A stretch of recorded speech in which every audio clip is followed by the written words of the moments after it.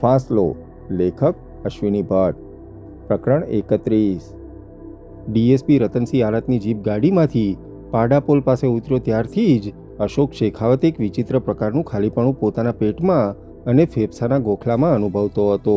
અને જ્યારે તેણે મોટરને પ્રત્યક્ષ જોઈ ત્યારે તેને ઓચિંતો જ ખ્યાલ આવ્યો હતો કે મોટર હરીશ જૈનની હતી. એ ખ્યાલ તેને 70-75 નંબર સાંભળીને કેમ ન આવ્યો? તે આંકડાઓ સાથે કામ કરનારો આદમી હતો, છતાં વિધિની કેવી વિચિત્રતા કે ક્યારેય તેણે એ ગાડીનો નંબર જોયો ન હતો. અલબત્ત તેમાં તેનો વાંક ન હતો. હરીશ જૈન પાસે ઘણી ગાડીઓ હતી. હરીશના ઘરમાં વ્યક્તિ દીઠ એક ગાડી હતી. એ હંમેશા ફિયાટમાં ગોવિંદને ઘેર આવતો. એ લાલ ફિયાટનો નંબર તેને ખબર હતો, પણ આ એમ્બેસેડરનો ખ્યાલ તેને આવ્યો ન હતો. એ મોટર જોયા પછી, તેનું બારણું ખોલ્યા પછી તેને એ બરાબર ઓળખાઈ હતી. અને જે મિનિટે તેને ખ્યાલ આવ્યો કે ગાડી હરીશની હતી, તે જ મિનિટે તે થડકી ઉઠ્યો હતો. થડકી ઉઠવાના બે કારણો હતા. એક તો એ કે પોલીસે ગાડીનો પીછો કરતી હતી, અને જો ઉદયપુરથી તેનો પીછો થઈ રહ્યો હોય તો એ ગાડી કોની છે તેનો ખ્યાલ પોલીસને આવ્યા વગર રહ્યો ન હોય. નંબર પરથી પોલીસે તત્કાલ તેના માલિકનું નામ શોધી કાઢ્યું હશે. એમ થયું હશે તો અત્યારે પોલીસ હરીશ જૈનના ઘરમાં પૂછપરછ કરતી જ હશે. થડકારાનું બીજું કારણ એ હતું કે હરીશને એ વાતની ખબર હતી કે નહીં તે અશોક જાણતો ન હતો. હરીશ ચિત્તોડ આવ્યો હતો એટલે કંઈક ગંભીર વાત હશે, તેથી જ તે આવ્યો હશે. અને મોટે ભાગે પોલીસ તેની પાછળ છે તેવી તેને ખબર હોય તો તે સીધો ગોવિંદને ઘેર ગઢ પર આવ્યો ન હોય, કે પછી હરીશે ફક્ત ગાડી મોકલી હશે. તેના મગજમાં અનેક વિચારો એકી સાથે આવતા હતા. પોલીસે ગાડીનો બરાબર પીછો કર્યો હતો, એટલે મિનિટોમાં તે ગઢ પર આવશે જ. તે વાત તદ્દન 2+2 = 4 જેવી હતી. પોલીસ અહીં આવી પહોંચે અને ફરી વખત તેની મુલાકાત પેલા આલાત અને શુક્લા સાથે થાય તો તેની પૂછપરછ થયા વગર હવે ન રહે. આ બધા જ વિચારો તેના મગજમાં વીજળીની ઝડપે આવતા હતા. ત્યાં જ મોટરનું અજવાળું હિંગલુ આહાડના મહેલ બાજુએથી ગોવિંદના ઘર તરફ આવવાના રસ્તે તેણે જોયું. તે વખતે તે એમ્બેસેડરને જોતો હતો. ગોવિંદ, બિરેનનો ડ્રાઈવર અને કદાચ હરીશ જઈને ગાડી મૂકીને ચાલ્યા ગયા હશે. ગાડીમાં જ ઇગ્નિશનની કી ભરાવીને ચાલ્યા ગયા હશે. એ લોકો ઘરમાં ન હતા, ઘરની આજુબાજુમાં ક્યાંય ન હતા. તો પછી ક્યાં ગયા હશે? કદાચ પોલીસને હજુ ખ્યાલ નહીં આવ્યો હોય કે હરીશ ગોવિંદને મળવા જ આવ્યો હશે. એટલે જ ગાડીનો પીછો કરીને પોલીસ લૂંટમાં સંડોવાયેલી અન્ય વ્યક્તિઓને શોધવા માંગતી હતી. My God! એટલે જ કદાચ હરીશની ધરપકડ નહીં થઈ હોય. પણ હરીશની ધરપકડ થાય કેવી રીતે? પોલીસને એ ખ્યાલ કેવી રીતે આવ્યો કે હરીશ લૂંટમાં સામેલ હતો? પ્રશ્નો, જવાબો, પ્રશ્નો. વિચારોની શૃંખલા કોમ્પ્યુટરની ગતિ કરતાંય ઝડપથી તેના માનસપટ પર ઝીકાતી હતી. ત્યાં જ હિંગલુ આહાડની દિશામાંથી મોટરનું અજવાળું તેણે જોયું અને ઇલેક્ટ્રોનિક ઝડપથી તેણે નિર્ણય લીધો. ગોવિંદના ઘર આગળથી મોટર હટાવવાનો નિર્ણય.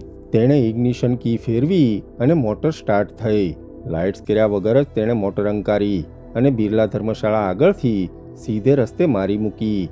આખા ચિત્તોડગઢને વીનતો આ એક સીધો રસ્તો છે, જેમાં 4 વળાંકો આવે છે.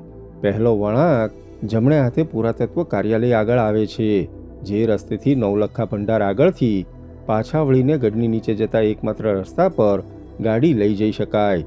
ત્યાંથી થોડે દૂર જ ડાબી તરફ વળાંક આવે છે, જે પુરાતત્વ કાર્યાલયથી નીલકંઠ મહાદેવ અને કીર્તિસ્તંભ તરફ જાય છે.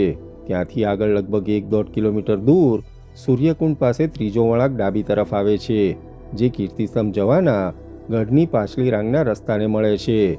ત્યાંથી 2 કિલોમીટર દૂર ચોથો વળાંક આવે છે. એ ચતરંગ તળાવને ફરીને ફાટઝીલા આગળ કોટની રાંગના પાછલા રસ્તાને મળે છે. અશોકે ગાડી ઉપાડી અને ભયાનક સ્પીડથી દોડાવી. બરાબર તે જ વખતે રતનસિંહ આલાત અને નાગરને લઈને આવતી જીપ ગઢના ઉપરના પ્રવેશદ્વાર એટલે કે ફતા સ્મારક પાસે આવી રહી હતી. અશોકે ગાડી ઉપાડી ત્યારે ઇન્સ્પેક્ટર ધવનની જીપ હિંગલુ આહાડના મહેલ પાસેથી ગોવિંદના ઘર તરફ વળી હતી. પેલી તરફ બિરેનનો ડ્રાઈવર પુરાતત્વ કાર્યાલય અને મ્યુઝિયમની પાસે રસ્તાથી થોડે દૂર ગાડી પાર્ક કરીને બિરેન, ચંદન અને ગોવિંદની રાહ જોતો ઊભો રહ્યો હતો. અશોક જે વખતે ગોવિંદના ઘરમાં ઘૂસ્યો હતો તે જ વખતે બરાબર મ્યુઝિયમની સામેની બાજુએ આવેલા ફતા પ્રકાશ મહેલ આગળથી બિરેન, ચંદન અને ગોવિંદ ઝડપથી ચાલતા, લગભગ દોડતા મ્યુઝિયમ તરફ જતા હતા. આ બધી ઘટનાઓમાં થોડીક મિનિટનો ફેર પડ્યો હોત તો વાત કંઈક જુદી જ બની હોત. પરંતુ ઘડિયાળને કાંટે જ જાણે કાળનું ચક્કર ગોઠવાયું હોય તેવું બન્યું હતું. આપણે ગઢની નીચે ચાલ્યા જઈએ બીરેન, ગોવિંદે ફિયાટમાં બેસતા કહ્યું. બીરેને એકદમ જવાબ ન આપ્યો. તેમને ખ્યાલ આવતો ન હતો કે પોલીસ ક્યાં સુધી પહોંચી હશે. હું કહું છું તે બરાબર છે બીરેન. પોલીસ મારા ઘર આગળ રોકાશે, ગાડી કબજે કરશે અને મારા ઘરમાં તલાશ કરશે. કમસે કમ 10-15 મિનિટ આપણને મળશે. આપણે બહાર નીકળી શકીશું. એ ગાડી ત્યાં મૂકી રાખીને આપણે ડાપણનું કામ કર્યું છે. પોલીસને કલ્પના નહીં આવે કે આપણી પાસે બીજી ગાડી છે. એક વખત આપણે ગઢની નીચે ચાલ્યા જઈએ પછી કોઈ ખતરો નથી. અડધી મિનિટ વિચાર કરીને બીરેને જવાબ આપ્યો. ઓકે. અને એ ત્રણેય મિત્રો ગાડીમાં ગોઠવાયા. બીરેને પોતાના હાથમાંની પ્લાસ્ટિકની થેલીમાંથી 2 ગ્રેનેડ કાઢી અને એક ચંદનને અને એક ગોવિંદને આપી. બીરેન આગળ ડ્રાઈવરની બાજુમાં બેઠો હતો અને ગોવિંદ તથા ચંદન પાછળ બેઠા હતા.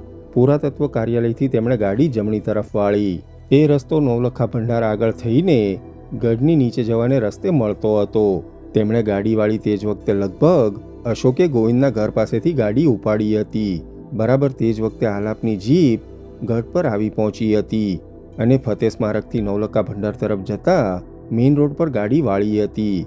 ઇન્સ્પેક્ટર ધવને ગાડી સ્ટાર્ટ થવાનો અવાજ સાંભળ્યો કે નહીં તેની માહિતી નથી, પણ ગોવિંદના ઘર તરફ તેમણે ગાડી વળાવી કે તરત જ તેમને દૂર ઊભેલી એમ્બેસેડરના જમ્પર પર લાગેલી મર્ક્યુરી કલરની લાલ પટ્ટી દેખાઈ હતી. તે જ વખતે એ ગાડીનું બારણું ખુલ્લું હતું અને કોઈક તેમાં બેઠું હતું. ભેકાર અંધારામાં તે કોઈને પણ દેખાય તેમ હતું. અશોક શેખાવતે એમ્બેસેડર ગોવિંદના ઘર પાસેથી હટાવવાનો નિર્ણય કર્યો હતો. ધવનને તે વખતે એટલો જ ખ્યાલ આવ્યો હતો કે ગાડીમાંથી કોઈ ચીજ લેવા માટે કોઈએ ગાડીનું બારણું ઉગાડ્યું હતું, પણ હકીકતમાં અશોકે એ વખતે ગાડી ત્યાંથી હટાવવાનો નિર્ણય લીધો હતો અને ગાડી ભગાવી હતી. એ પછીની અડધી મિનિટે ધવનને ખ્યાલ આવ્યો હતો કે ગાડી ખરેખર ઉપડી ગઈ છે. તેમણે પોતાની જીપ તેની દિશામાં અંકારી. ગોવિંદના ઘર આગળ અંદાજે ગાડી ઊભી રાખી અને પોતાની સાથેના આર્મ્ડ કોન્સ્ટેબલને તેમણે ગોવિંદના ઘરની નજીક ઉતાર્યા. તેમણે ઇન્સ્ટ્રક્શન આપી અને પછી તેણે ગાડી અંકારી. આમાં લગભગ મિનિટ જેટલો સમય થયો હશે. અશોક શેખાવતે ગાડીને અંધારામાં ઝાંકી હતી અને પુરાતત્વ ખાતાની ઓફિસથી આગળ એમ્બેસેડર અંકારીને કીર્તિસ્તંભ તરફ જવાના વળાંક પર વાળી હતી. તેનાથી તદ્દન વિરુદ્ધ દિશામાં અશોકની ગાડી વળે તેના 15 કે 20 સેકન્ડ પહેલાં બીરેનની ફિયાટ વાળવામાં આવી હતી. ફિયાટ બીરેનનો ડ્રાઈવર ચલાવતો હતો. તેને રસ્તાનો ખાસ મહાવરો ન હતો. પરિણામે તેને હેડલાઇટ્સના ડીપર ચલાવ્યા હતા. પરિણામે પાછળની બેકલાઇટ્સ પણ ચાલુ થઈ હતી. બીરેનની મોટર વળી તેની 15 સેકન્ડ પછી અશોકની ગાડીએ વળાંક પરથી આગળ પૂરઝડપે નીકળી ગઈ હતી.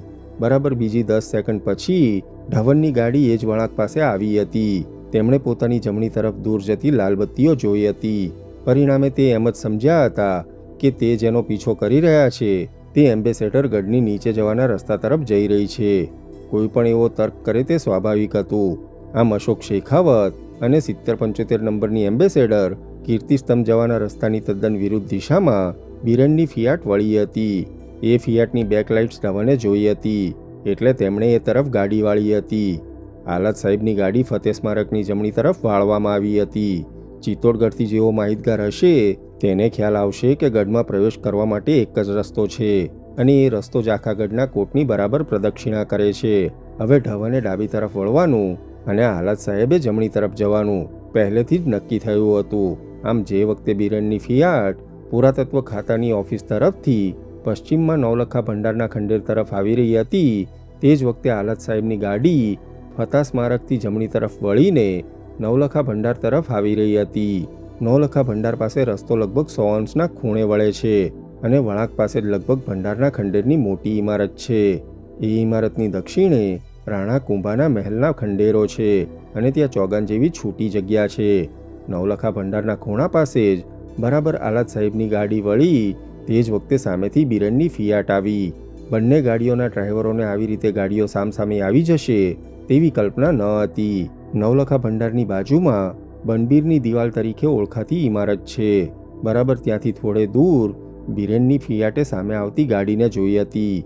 બીરેન અને પાર્ટીને તો ખબર હતી કે પોલીસ 70-75નો પીછો કરી રહી છે એટલે તે સજાગ હતા, પણ આટલી મોડી રાત્રે આટલી ભયાનક સ્પીડમાં કોઈ ગાડી સામે આવશે તેવી કલ્પના આલાત સાહેબને ક્યાંથી હોય.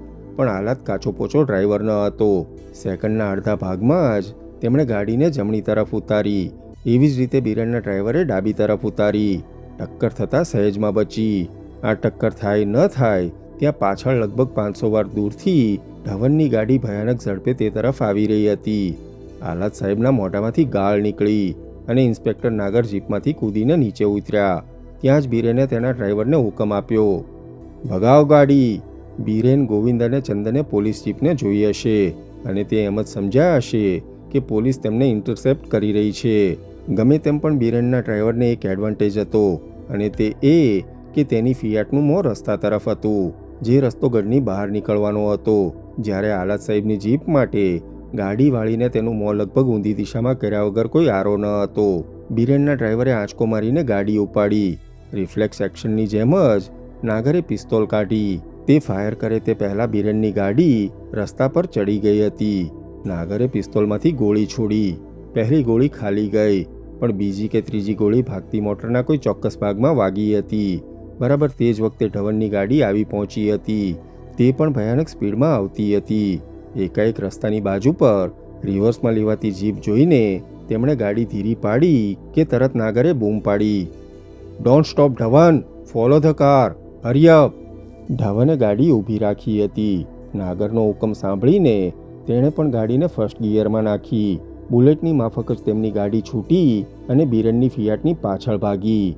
દરમિયાનમાં આલાદ સાહેબે ગાડી વાળી લીધી હતી. નાગર ઝડપથી તેમાં બેઠા. ધવનની ગાડીએ ખાસી ધૂળ ઉડાડી હતી. It's a different car, it's a Fiat, Nagar બોલી ઉઠ્યો. એ ગાડી એમ્બેસેડર નથી. વોટ ફોર ધેટ, આલાદ તાડુક્યા. પણ તો પછી 70-75 ક્યાં ગઈ? એ ગમે ત્યાં હશે. એક મિનિટ. નાગરે આલાદ સાહેબના ખભા પર હાથ મૂક્યો, પણ આલાદ સાહેબનું ધ્યાન રસ્તા પર ચોંટેલું હતું. ધવનની જીપની રેડ લાઇટ્સ ઝડપથી દૂર સરતી હતી.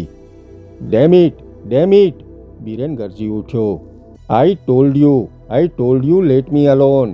બિરેન આગલી સીટ પરથી અડધો ઊંચો થઈને બરાડતો હતો.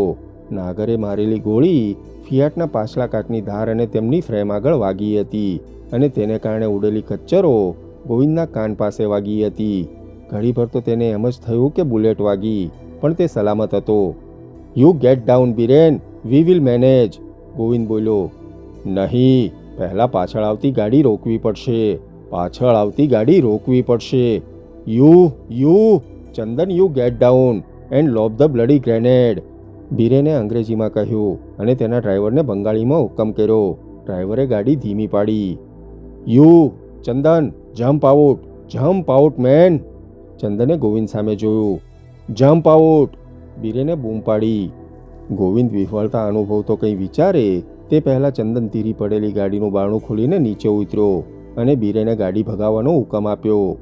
ચંદન દોડીને રસ્તાની બાજુએ ઊભો રહી ગયો. તેના બરાબર 45 કે 50 સેકન્ડમાં ધવનની ગાડી આવી પહોંચી. આંખ મીચીને ચંદને ગ્રેનેડને ટ્રિગર કરી અને ઉછાળી. ધસમસતી આવતી જીપના બોનેટ સાથે ગ્રેનેડ અથડાઈ અને ફંગોળાઈ.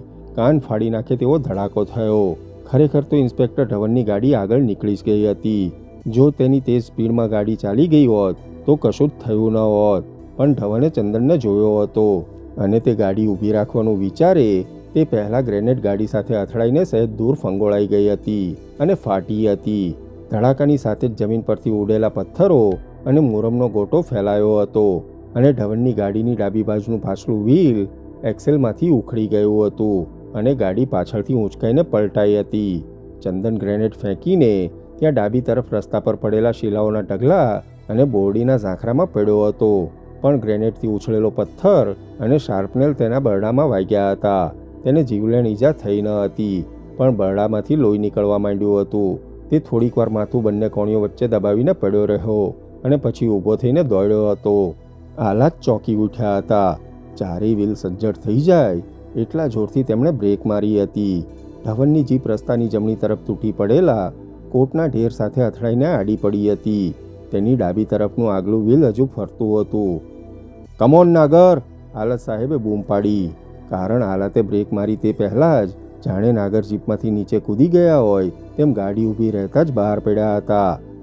નહીં આલાદ સાહેબ, they have grenades, my God, they have grenades. What for that, come on I say, આલાતે બૂમ મારી. પણ નાગર ધવનની ઊંધી પડેલી જીપ પાસે દોડી ગયા હતા ધવન અને તેમની સાથે બેઠેલો ડ્રાઈવર અને પાછળ બેઠેલા એક કોન્સ્ટેબલ બુરી રીતે ઘવાયા હતા. પાછળ બેઠેલા કોન્સ્ટેબલના ખભામાં જીપના ઊડનો સળિયો ભાલાની માફક પેસી ગયો હતો અને પગ તૂટી ગયા હતા. ધવનને માથામાં ફટકો વાગ્યો હતો અને હાથ સ્ટીરિંગમાં કંઈ વિચિત્ર રીતે ફસાઈ ગયો હતો. તેમના શરીર પર જ તેમનો ડ્રાઈવર જાણે ઊભો રહ્યો હોય તેમ બેહોશ પડ્યો હતો. અજબની વાત એ હતી કે ગ્રેનેડને કારણે ત્યાંથી થોડે દૂરની ઝાડી સળગી ઉઠી હતી, પણ જીપ આબાદ રીતે ગ્રેનેડના એક્સપ્લોઝન સેન્ટરમાંથી બહાર રહી ગઈ હતી. ચંદન ત્યાંથી હટી ગયો હતો અને જમણી તરફ આખે રસ્તે પડેલા પથ્થરોના ઢેરમાં લપાતો લગભગ ઢસડાઈને આગળ વધી રહ્યો હતો. બિરેનની ગાડી ફતા સિસોદિયાના સ્મારક આગળ પહોંચીને ડાબી તરફ ગઢની બહાર જવા માટે લગભગ કાટખૂણે વળતા રસ્તા પર આવી પહોંચી હતી.